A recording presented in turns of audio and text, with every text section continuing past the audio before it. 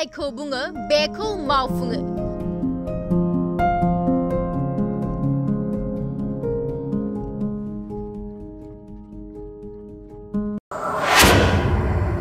थामजि बिघा हायाव जुबिन गार्गनि पार्क बानायगोन।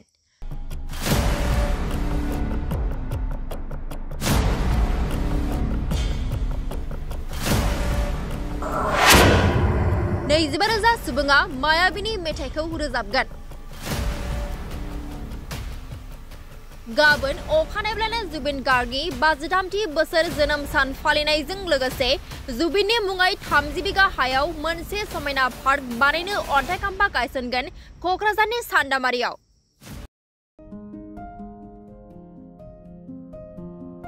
मुंदांखा मेथाइ रोजाबगिरि जुबिन गार्गनि जोनोम सानजों लोब्बा लानानै फुंबिलि समनिफ्रायनो गाबोन हाबाफारि लादों जुबिननि सावगारियाव बिबार बावनाय, थै दान होनाय, 24,000 सुबुङा मायावीनि मेथाइ रोजाबनाय आरो हारिमु दिन्थिफुंनाय आरो बायदि बायदि।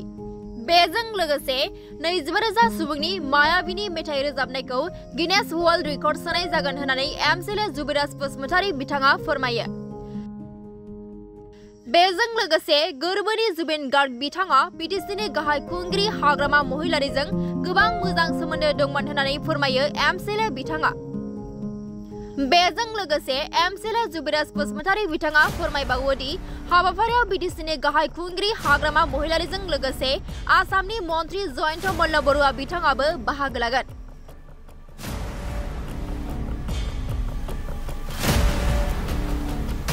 जुबिन दानि बार्थडे सेलिब्रेशना जोंहा नैबे सान्दामारि आइटि पार्कनि खाथियाव जों गाबोन 18 नभेम्बराव जों सेलिब्रेशनखौ जों खालामनो आयोजन खालामो। गतिके जों अलमस्ट जोंनि प्रिपेरेशना कमप्लिट। 9:40 आव दङ हमेज बिथांनि जुबिन गार्गनि माबाखौ लाना हमेज खालामगोन आरो बेनि उनाव दङ जोंहा ब्लाड डनेसन बिथांनि नामावनो जुबिन गार्गनि नामावनो ब्लाड डनेसन जागोन आरो बेनि उनाव जोंहा नैबेहाय जिहेतु बार्थडे सेलिब्रेशनजों लोगोसे फाउन्डेसन जुबिन गार्गनि पार्कनि नामाव मोनसे जुबिन गार्ग पार्क मोनसे सारा अलरेडि डिक्लेयार खालामबाय। गतिके सारा गावनि जिहेतु साननायखौ जिहेतु गावनि मोजां मोनसे गावजों जुबिन दाया सम्पर्क दं हिसाबै मोनसे समाव गतिके सारा गोसोखांनायजों लोगोसे बाहाय मोनसे जुबिन दानि नामाव पार्क बानायनानै सारा दायथ' लाबाय। गतिके सारा बेखौ दायथ' लानायनि थाखाय बाहाय फाउन्डेसन ले जागोन, एदिनखालिनो फाउन्डेसन ले जागोन आरो बेनि उनावहाय फुंनि भागाव ओमफ्राय उनावहाय जोंहा दं प्लेन्टेसन।